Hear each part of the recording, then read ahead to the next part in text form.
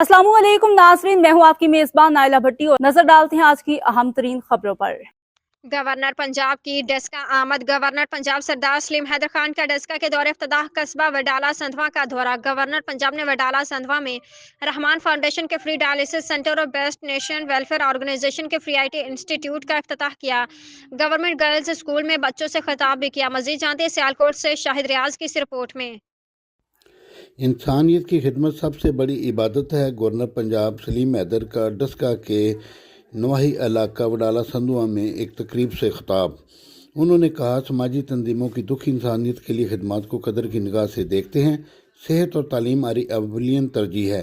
Free dialysis centre की बदौलत गुर्दे के मरीजों को डोर स्टेप पर सहूलत मैसर आई है। मुखैर हज़रात को इंसानियत की खिदमत के लिए आगे आना होगा। मौजूदा दौर आईटी का है। इंफॉर्मेशन टेक्नोलॉजी की बदौलत घर बैठे नौजवान बाइज़्ज़त रोज़गार कमा सकते हैं। Best nation welfare organisation Mohsin Pakistan doctor Abdul Qadeer Khan के हाथों का लगा पौधा है।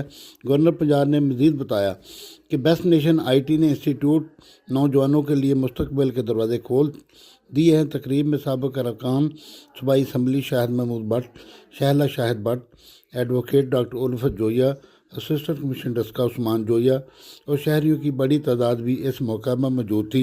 Governor Punjab Sardar Saleem Haider Khan government girls higher secondary school Wadala Sandhwa की तालबात से भी खिताब किया। इस मौका पर शाहिद महमूद भट्ट की जानिब से स्कूल की तोसी के लिए 16 कनाल अराजी देने का इफ्तिताह भी गवर्नर पंजाब ने किया। कैमरामैन टीम के हमरा शाहिद रियाज, स्कॉलर न्यूज़, सियालकोट।